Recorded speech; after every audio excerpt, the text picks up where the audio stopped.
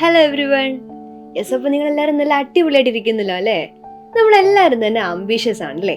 നമ്മൾ സ്കൂളിലൊക്കെ നമ്മുടെ പേരൻസ്, ടീച്ചേഴ്സ്, ഫ്രണ്ട്സ് ഒക്കെ ചോദിക്കാറുണ്ട്, ആരാവണം, എന്താ നിന്റെ അംബീഷൻ എന്നൊക്കെ ചോദിക്കാറുണ്ട്. നമ്മൾ ഭയങ്കര പ്രൗഡായിട്ട് പറയാറുണ്ട്, എനിക്കൊരു ഡോക്ടർ ആകണം, ടീച്ചർ ആകണം, എഞ്ചിനീയർ ആകണം, സയൻറ്റിസ്റ്റ് ആകണം എന്നൊക്കെ പറയാറുണ്ട് അല്ലേ? സോ നമ്മളെല്ലാവരും തന്നെ നല്ല അംബീഷ്യസ് ആണ്. നമ്മുടെ ആ ഒരു അംബീഷൻ നമുക്ക് അച്ചീവ് ചെയ്യണമെന്നുണ്ടെങ്കിൽ നമ്മൾ ഇപ്പോഴേ ട്രൈ ചെയ്ത് തുടങ്ങണം അല്ലേ? അങ്ങനെ നമ്മുടെ ആ ഒരു അംബീഷൻ അച്ചീവ് ചെയ്യാനായിട്ട് നിങ്ങളെ സഹായിക്കുന്ന നമ്മുടെ ബ്രില്യൻ സ്റ്റഡി സെന്റർ പ്രൊവൈഡ് ചെയ്യുന്ന ഒരു പ്രോഗ്രാമാണ് ഫൗണ്ടേഷൻ ആൻഡ് ഇന്റഗ്രേറ്റഡ് പ്രോഗ്രാം. ഇപ്പം 9ാം ക്ലാസ്സിൽ പഠിക്കുന്ന, അടുത്ത വർഷം 10ലേക്ക് കയറാൻ പോകുന്ന മക്കൾക്ക് ഈ ഒരു സ്ക്രീനിങ് ടെസ്റ്റ് നിങ്ങൾക്ക് ഒന്ന് പാസ് ആകണമെന്നുണ്ടെങ്കിൽ നമുക്ക് ബേസിക് ആയിട്ട് കുറേ ടോപ്പിക്സ് ഒക്കെ അറിഞ്ഞിരിക്കണം.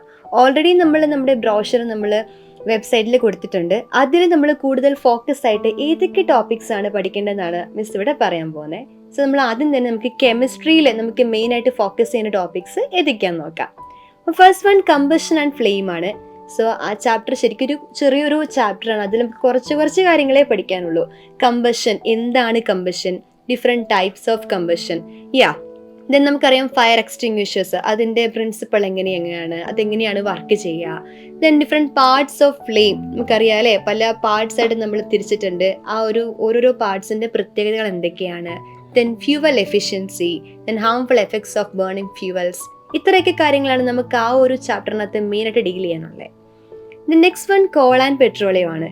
അതിൽ കോൾ, പെട്രോളിയം, നാച്ചുറൽ ഗ്യാസ്, ഇവരുടെയൊക്കെ ഒറിജിൻ എങ്ങനെയാണ്, അതിനകത്തേക്ക് ഡിഫറെൻറ്റ് കോൺസ്റ്റിറ്റ്യുവൻസ് എന്തൊക്കെയാണ്, അവരുടെ യൂസസ്, പ്രോപ്പർട്ടീസ്, ഇതൊക്കെയാണ് നമുക്ക് ആ ഒരു ചാപ്റ്ററിൽ ബേസിക് ആയിട്ട് പഠിക്കേണ്ടത്. ദെൻ അതിൻ്റെ ഒരു ലാസ്റ്റ് ആകുമ്പോൾ നമുക്ക് അതിൻ്റെ കൺസർവേഷനെ പറ്റി കുറച്ച് ഇമ്പോർട്ടൻസ് കൊടുത്ത് പഠിക്കാനുണ്ട്. Then next one basic constituents of matter ആണ്.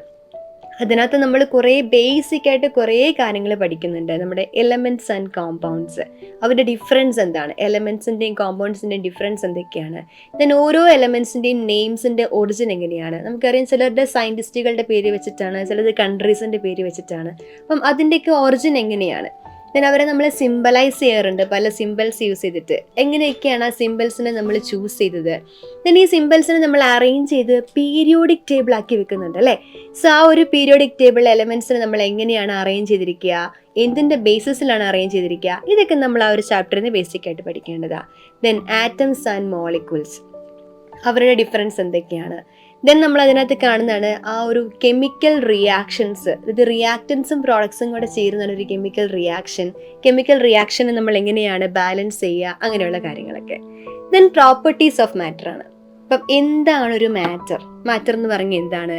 Then different States of matter നമുക്കറിയാം, ചെറിയ ക്ലാസ്സുകൾ തൊട്ടേ പഠിക്കുന്നതാണ്. പക്ഷെ നമ്മൾ കുറച്ചും കൂടെ അഡ്വാൻസ്ഡ് ആയിട്ട് ഓരോ ഡിഫറെൻറ്റ് സ്റ്റേറ്റ്സിൽ ഓരോ മാറ്ററിനകത്തെയും പാർട്ടിക്കിൾസ് എങ്ങനെയാണ് അറേഞ്ച് ചെയ്തിരിക്കുക, അല്ലെങ്കിൽ ആ പാർട്ടിക്കിൾസ് തമ്മിലുള്ള ഫോഴ്സ് ഓഫ് അട്രാക്ഷനൊക്കെ എങ്ങനെയാണ്, അതൊക്കെ ഒന്ന് ബേസിക് ആയിട്ട് അറിഞ്ഞിരിക്കുക.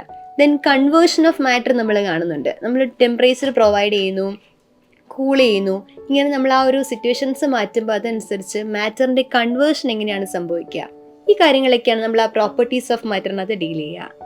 ദെൻ മെറ്റൽസ് ആണ്. മെറ്റൽസ് എന്ന് പറയുമ്പോൾ നമുക്ക് basically physical properties of metals ഒരുപാടുണ്ടല്ലേ. Malleability, ductility, sonority, thermal and electrical conductivity, metallic lustre, then softness and hardness of the metals, ഇതുപോലെയുള്ള അവരുടെ ഫിസിക്കൽ പ്രോപ്പർട്ടീസിനെ പറ്റി ഒന്ന് അറിഞ്ഞിരിക്കണം. ദെൻ മെറ്റൽസിന് ഓക്സിജനുമായിട്ടുള്ള റിയാക്ഷൻ, കൊറോഷൻ, റസ്റ്റിംഗ്, അതൊക്കെ നമ്മൾ പഠിക്കുന്നുണ്ട്. ആ ഒരു ഏരിയയും നമ്മളൊന്ന് നോക്കി വെച്ചിരിക്കണം. ദെൻ വാട്ടർ ആണ്. വാട്ടർ എന്ന് പറയുമ്പോൾ ബേസിക്കലി നമുക്കറിയാം ഹൈഡ്രജനും ഓക്സിജനും ആണ് മെയിൻ കമ്പോണൻസ് എന്ന് പറയാം വാട്ടറിനകത്ത്. ഒരു കോമ്പൗണ്ടാണ് വാട്ടർ എന്ന് പറഞ്ഞാൽ. And it is A universal solvent. അതുകൊണ്ട് തന്നെ അതിൻ്റെ കുറേ ബേസിക് പ്രോപ്പർട്ടീസ് നമ്മൾ അറിഞ്ഞിരിക്കണം. അവരുടെ മെൽറ്റിംഗ് പോയിന്റ് എന്താണ്, ബോയിലിംഗ് പോയിന്റ് എന്താണ്, അത് നമ്മൾ എങ്ങനെ കണ്ടുപിടിക്കുക, അങ്ങനെയുള്ള കാര്യങ്ങളൊക്കെ. Then reaction of water with metals, പിന്നെ സോഫ്റ്റ് വാട്ടർ എന്താണ്, ഹാർഡ് വാട്ടർ എന്താണ്.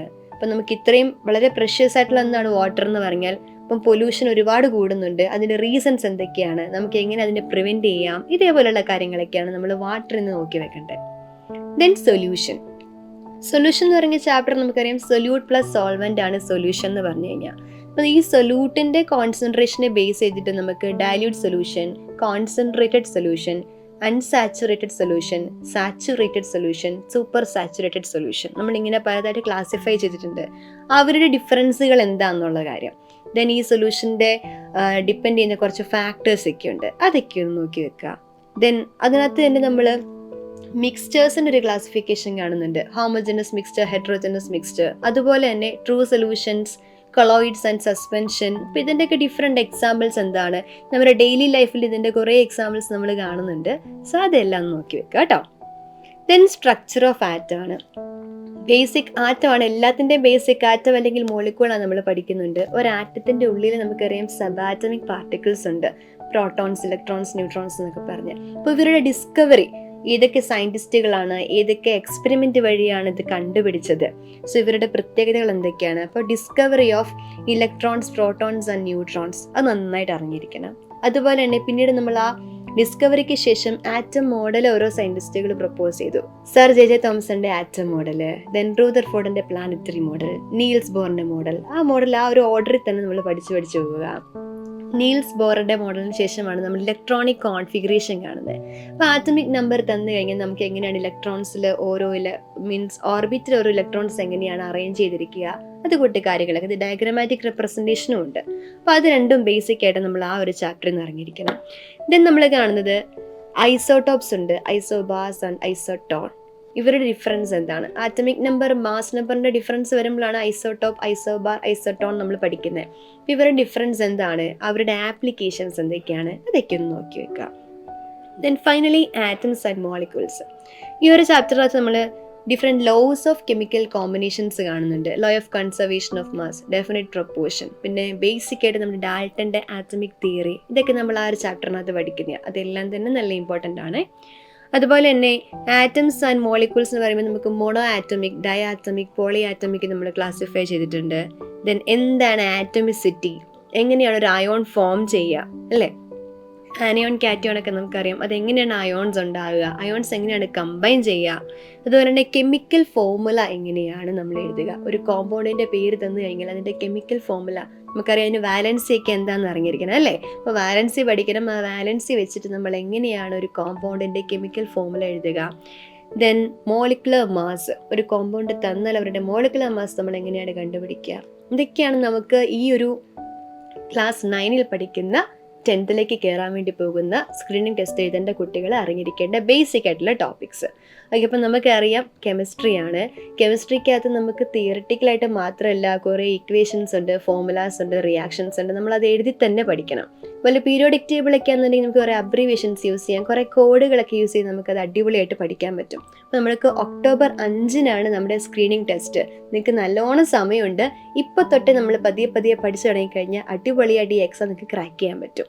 അത് നിങ്ങളെ ഹെൽപ്പ് ചെയ്യാനായിട്ട് നമ്മുടെ സൈറ്റിൽ ഒത്തിരി മോക്ക് ടെസ്റ്റുകളൊക്കെ അവൈലബിൾ ആണ്. നിങ്ങൾ എല്ലാവരും അത് ചെയ്ത് നോക്കണം. ആദ്യം നമ്മുടെ ടോപ്പിക്കുകളൊക്കെ ഒന്ന് പഠിക്കുക, അതിനുശേഷം ഈ മോക്ക് ടെസ്റ്റുകളെല്ലാം നിങ്ങളൊന്ന് ട്രൈ ചെയ്ത് നോക്കുക. അപ്പം നിങ്ങൾക്ക് സൂപ്പറായിട്ട് ഈ എക്സാം എഴുതാൻ പറ്റും. അടുത്ത വർഷം നിങ്ങൾക്ക് ഇവിടെ ഫൗണ്ടേഷനിൽ ജോയിൻ ചെയ്ത് നമുക്ക് അടിപൊളിയായിട്ട് പഠിക്കാനും പറ്റും. അപ്പം എല്ലാവർക്കും നന്നായിട്ട് പഠിക്കാൻ പറ്റട്ടെ, നന്നായിട്ട് എക്സാം എഴുതാൻ പറ്റട്ടെ. All the very best. Thank you. Brilliant Study Center, India's #1 coaching center for NEET and JEE.